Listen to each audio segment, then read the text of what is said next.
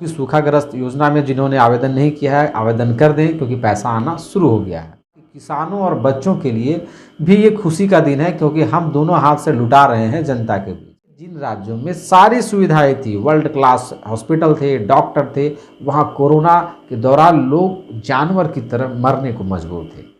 दूसरे सरकारों के समय तो धरना प्रदर्शन हो रहे थे, लेकिन ऐसा नहीं है कि आपके सरकार में धरने प्रदर्शन नहीं हो रहे, बहुत हो रहे हैं।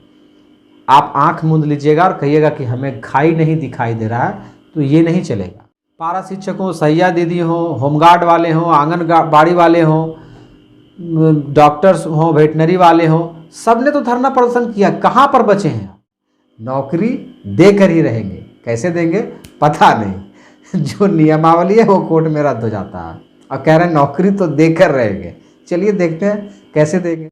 पारा शिक्षकों की बहाली भी करना है तो कर ही दीजिए, कम से कम जो भूखे मर रहे हैं बेरोजगार लोग कुछ तो रोजगार में आ जाएंगे। और कम से कम इतना तो है कि आपकी नियमावली काम करे ना करे, ग्राम सभा काम जरूर करेगी, क्योंकि पारा शिक्षकों की बहाली में ग्राम सभा काम करती है और ग्राम सभा में बिहारी बंगाली ये लोग नहीं घुस पाते हैं। नमस्कार, सफर 24 से मैं रंजन कुमार। आज 29 दिसंबर 2022 है और आज ही के दिन 29 दिसंबर 2019 को भाजपा को मात देकर के झारखंड में जेएमएम, आरजेडी और कांग्रेस की गठबंधन की सरकार बनी थी। सरकार के आज 3 साल पूरे हो चुके हैं और अपने 3 साल की उपलब्धियां गिनाने के लिए आज एक प्रोग्राम रखा गया था, जिसमें सरकार ने अपनी पीठ खूब थपथपाई। चलिए जानते हैं कि सरकार अपने मियाँ मिट्ठू कितना हुई, उसमें कितना सच है और कितना फसाना, ये आपको तय करना है। तो चलिए हम शुरू करते हैं सरकार के प्रशंसा के सिलसिले जो सरकार ने खुद किए हैं। आज झारखंड की हेमंत सोरेन सरकार ने 3 साल का कार्यकाल पूरा कर लिया है। इस अवसर पर गुरुवार 29 दिसंबर 2022 को प्रोजेक्ट भवन में आयोजित विशेष कार्यक्रम में प्रदेश की जनता को 890 करोड़ रुपए की योजनाओं की सौगात मिली। किसानों के खाते में 232 करोड़ रुपए ऑनलाइन ट्रांसफर किए गए।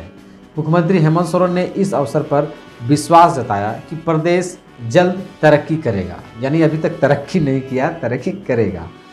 6,64,000 किसानों के खाते में ट्रांसफ़र किया गया है 232 करोड़ रुपया। ये पैसा किस चीज़ का ये भी जान लीजिए। ये पैसा है सुखाड़ योजना। जी हाँ, मुख्यमंत्री सुखाड़ योजना जो था, जिसके तहत जहाँ जहाँ सूखाग्रस्त घोषित किया गया था उसके लिए पैसे भेजना था। तो आप लोगों को मैं बता दूं कि सूखाग्रस्त योजना में जिन्होंने आवेदन नहीं किया है आवेदन कर दें, क्योंकि पैसा आना शुरू हो गया है। हेमंत सोरेन ने सूखा राहत योजना को ऐतिहासिक कदम बताया। उन्होंने कहा कि प्रदेश में कई बार सूखा पड़ा, लेकिन जिस तरह से उनकी सरकार ने किसानों को समय रहते राहत दी है, आज तक किसी सरकार ने ऐसा नहीं किया। सीएम ने कहा कि सूखा राहत योजना के तहत 6,64,000 किसानों के बैंक अकाउंट में 232 करोड़ रुपये आज ही ट्रांसफर कर दिए गए।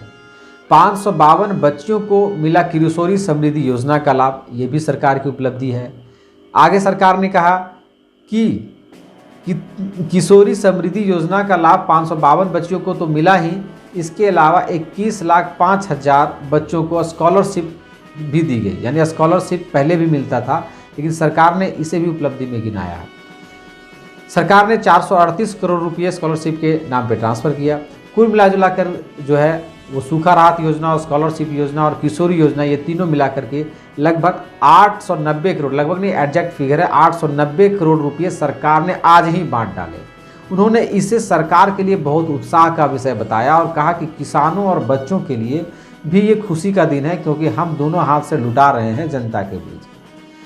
मंत्री आलमगीर आलम ने कहा 22 साल में नहीं हुआ विकास। हेमंत सोरेन के नेतृत्व में 55 से 60% काम पूरे हो गए 3 साल के अंदर में। यानी इन्होंने भी मुख्यमंत्री की पीठ थपथपाने में कोई कसर नहीं छोड़ी।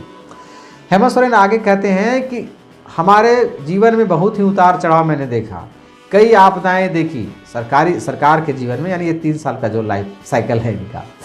20 वर्षों में इतनी चुनौती किसी सरकार के सामने नहीं आई जितनी हमारे 3 सालों में आ गई।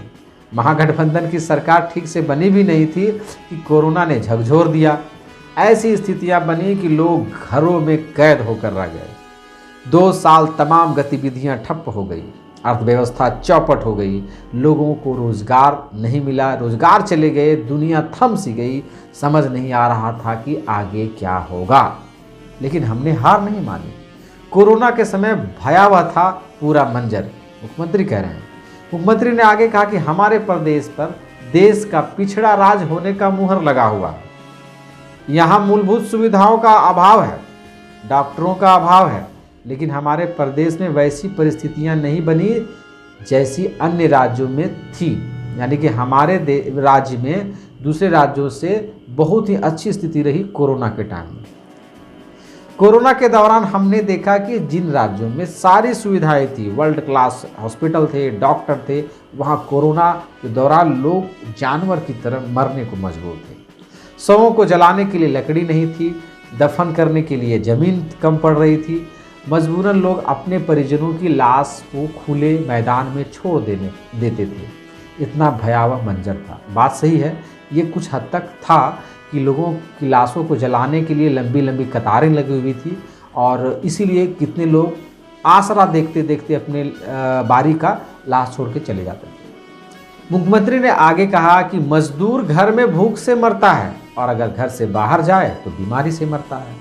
बात भी सही है, कोरोना में यही हुआ, ज़्यादातर जो है बाहर जो काम करने लोग गए थे उन्हें ही ज़्यादा डिस्टर्ब हुआ इस बीमारी से। झारखंड में सबसे ज़्यादा मजदूर किसान रहते हैं, मुख्यमंत्री कह रहे हैं झारखंड में सबसे ज़्यादा किसान हैं और मजदूर हैं। इस प्रदेश में ऐसे ऐसे लोग हैं कि अगर एक दिन काम न करे तो घर का चूल्हा न जले। ऐसी हालत तब है जब राज्य के बने 22 साल हो चुके हैं। मजदूर घर में रहता है तो भूखे मरता है, बाहर कमाने जाता है तो बीमारी से मरता है। ऐसे विषम परिस्थितियों में राज्य के लोगों ने एक दूसरे का हाथ थामा और राज्य को बचाया। मुख्यमंत्री ने कहा कि एक भी व्यक्ति कोरोना के दौरान झारखंड में भूख से नहीं मरा। यह हमारी सरकार की बड़ी उपलब्धि है। मुख्यमंत्री ने कहा हमने हर आपदा को अवसर में बदलने का प्रयास किया और इसमें हम सफल भी हुए हैं। आगे उन्होंने कहा कि उनकी सरकार सत्ता में आई तो विकास को गति दी। इसका परिणाम यह है कि राज्य के कोने कोने में लोगों के चेहरे पर आज खुशी साफ दिख रही है। लोगों ने 20 साल तक दमन और शोषण का दंश झेला, सड़कों पर आए, धरना प्रदर्शन किए, दिन रात धरना प्रदर्शन होते रहते थे। 3 साल से हम जनता के साथ खड़े हैं, आगे भी खड़े रहेंगे। सरकार यहाँ मैं आपको रोकूंगा। दूसरे सरकारों के समय तो धरना प्रदर्शन हो रहे थे, लेकिन ऐसा नहीं है कि आपके सरकार में धरने प्रदर्शन नहीं हो रहे, बहुत हो रहे हैं।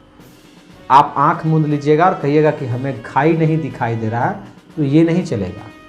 आपने धरना प्रदर्शन को पर्दे में मत रखिए। धरना प्रदर्शन अभी भी हो रहा है, बहुत बड़े पैमाने पर हो रहा है और वो आपकी कमियों के कारण हो रहा है, सरकार की कमियों के कारण हो रहा है।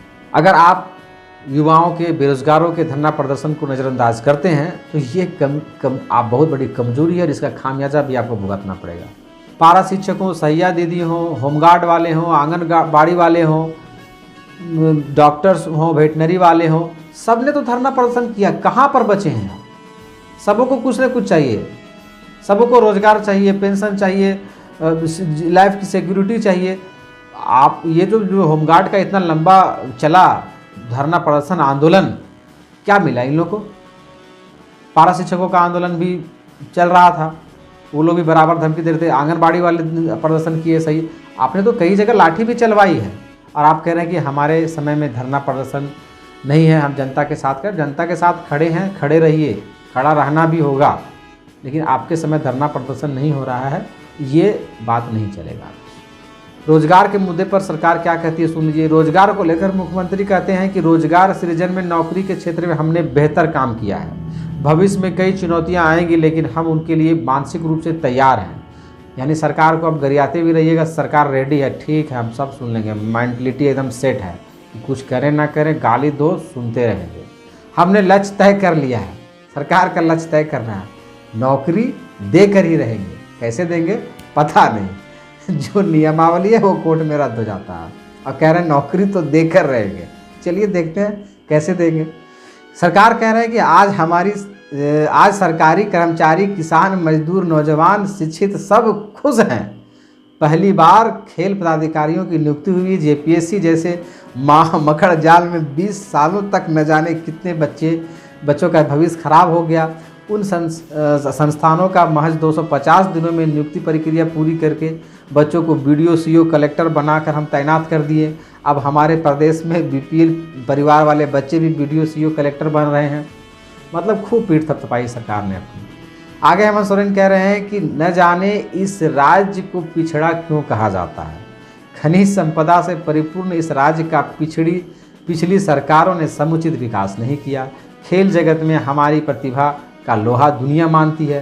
शिक्षा के क्षेत्र में हम सदैव से अव्वल रहे हैं। उन्होंने नेतरहाट का भी जिक्र किया और उदाहरण देते हुए कहा कि देश में सबसे ज़्यादा IAS IPS नेतरहाट ने तैयार किए। उन्होंने कहा कि आने वाले वित्त वर्ष में शिक्षा के क्षेत्र में नए आयाम जोड़ने जा रहे हैं। आज की शिक्षा व्यवस्था और आज की डिमांड के आधार पर इंफ्रास्ट्रक्चर तैयार करेंगे ताकि झारखंड के बच्चे आगे पढ़ सके, बढ़ सके। शिक्षा के क्षेत्र में नए आयाम तैयार करने जा रहे हैं सरकार। क्या आयाम तैयार करने जा रहे हैं? जो शिक्षक भर्ती होने वाले थे वो तो लटक गया। करेंगे नया आयाम तैयार। 50,000 पारा शिक्षकों की बहाली करेंगे, पूरा सीट भरेंगे और कहेंगे सीट खाली कहाँ है, सब में तो टीचर पढ़ा रहे हैं, यही करेंगे। अरे ये भी कर लीजिए सरकार, पारा शिक्षकों की बहाली भी करना है तो कर ही दीजिए।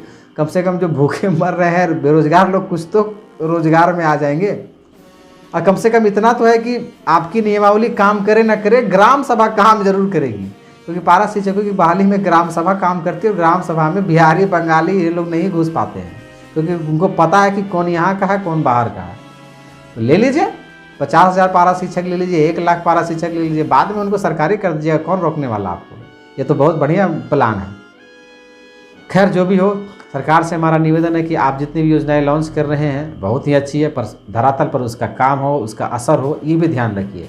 जैसे कि मैं आपको उदाहरण देता हूँ कि पेट्रोल सब्सिडी योजना आपने लॉन्च किया था, जो कि पूरी की पूरी फेल है योजना। ये पेट्रोल सब्सिडी किसी को नहीं मिल रही है, आप इसको जाँच करवा के देख लीजिए। इसका पेचीदा सिस्टम बना रखा आपने कि पेट्रोल सब्सिडी को लेगा ही नहीं। 10 लीटर पेट्रोल सब्सिडी देने की आपने बात कही थी पेट्रोल, लेकिन वो काम नहीं कर रहा है। और भी बहुत तरीके का योजना है। आपने कहा था 70-75% लोगों को, लोकल लोगों को यहाँ के उद्यमों में, फैक्ट्रियों में काम दिया जाएगा 3rd-4th ग्रेड में। अभी देख लीजिए बाहर के लोग धड़ाधड़ भरे जा रहे हैं। तो धरातल स्तर पर देखिए, आप बोलते कुछ हैं करते कुछ हैं। आपने कोल माइंस प्रगति बरवाड़ी बड़का गाँव में जाम लगा, आपने कहा लगे रहो, रोड पे रखो, जब तक नौकरी नहीं मिलता उठना नहीं। उसके बाद 2 महीने के बाद पता चला मारपीट के सबको भगा दिए हैं। बोल रहे हैं कि बिजली गुल हो गई, कोयला ले जाना ज़रूरी है। और उससे पहले कह रहे थे 1 ढेला कोयला नहीं जाने देंगे क्योंकि यहाँ के कोयले से हमको बिजली नहीं मिल रही है। ना आपने बिजली सस्ती की, ना आपने बिजली बिल माफ़ कर रहे हैं। हाँ, किसानों का कर्ज माफ़ किया आपने, काबिल तारीफ़ है, इसके लिए बधाई। आपने काफ़ी किसानों का कर्ज माफ़ किया। सुखाड़ राहत योजना के तहत आप पैसे भी दे रहे हैं, ये भी किसानों के लिए सही है। लेकिन बहुत सारी मूलभूत चीज़ें हैं जो अभी करनी है आपको, और थोड़ा तेज़ गति लाइए, तभी हो पाएगा। क्योंकि 3 साल बीत गए, 2 साल में अगर आपका परफॉर्मेंस सही नहीं दिखा तो आपको पता है कि आजकल जनता का मूड किधर रहता है। तो खैर जो भी है, सरकार अपनी उपलब्धियां गिना रही थी और उस उपलब्धियों को सहरसा हम आपको सुना दिए। इसमें हमारी कोई गलती नहीं है। सरकार जितनी चीज़ें बोली वो सही है, कि फंसाना है ये जनता तय कर लेगी। आप हमारे चैनल सफ़र 24 के साथ बने रहिए। हम फिर मिलेंगे, तब तक के लिए नमस्कार, धन्यवाद, जय हिंद।